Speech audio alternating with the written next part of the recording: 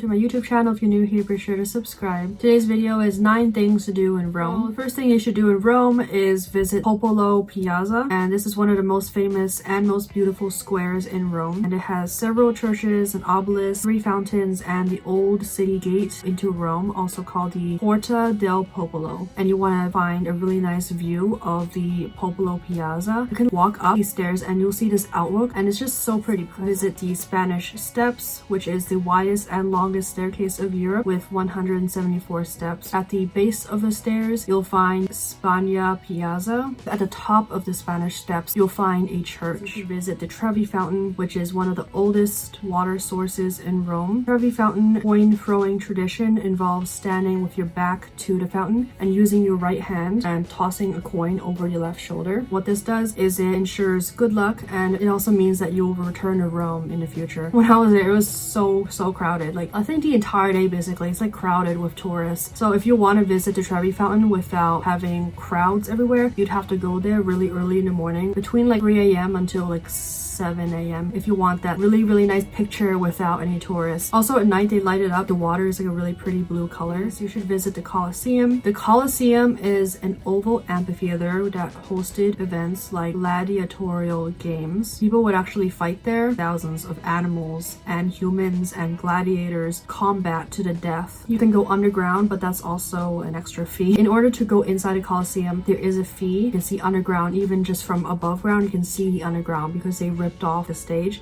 I'm at the Colosseum. Oh my god. First time ever seeing this structure. The Colosseum is over 1900 years old, and it is the world's largest amphitheater. It is one of the new 7 wonders of the world. Visit the water fountains. There's a lot of water fountains just placed everywhere around Rome. They're these drinkable water fountains where the water comes from aqueducts. If you go to Rome, you should definitely bring around an empty water bottle so you can fill up the water bottle. It tasted pretty good as well. It actually tasted better than tap water. The water is tested for purity by the city of Rome 250,000 times a year so that you can be sure that it is safe to drink. Visit the Vatican City. The Vatican City is actually the smallest country in the world. Within the Vatican City, you'll find St. Peter's Square. Within the St. Peter's Square, you'll find the St. Peter's Basilica as well as the Egyptian obelisk. Within the St. Peter's Basilica, you'll find the final resting place of St. Peter. The St. Peter's Basilica is really nice. The St. Peter's Basilica may have been the most beautiful basilica I've ever been to. It's also free. However, you have to pay an entry fee to visit the Vatican Museum. There is a collection of 70,000 works within the museum. That includes some of the most prominent Roman sculptures and Renaissance paintings. The Sistine Chapel located within that, and that's also a popular thing to do when you visit the Vatican City. You should visit the Roman Forum. There's a rectangular forum surrounded by the ruins of several important ancient government buildings. Roman Forum was actually the center of daily life in ancient Rome. It was also the site of public gatherings, trials, elections, and gladiatorial combat. Visit the Pantheon, which is 1,898 years old as of 2023. It is the most preserved monument of ancient Rome. It is a temple which is dedicated to the gods, and it became the burial ground for several important people, including famous artists and kings. The Pantheon has been standing for so long. It's been almost 2,000 years and is actually in such good shape. I didn't go inside the Pantheon, but I would have liked to. The sunlight actually shines through this hole on the top of the dome, the NAVONA Piazza, and that is the large piazza with fountains and obelisk. The NAVONA Piazza is where there's lots of different restaurants. Ate there a couple times. Your options are limitless. If you like this video, be sure to give it a thumbs up and subscribe. Thank you for watching.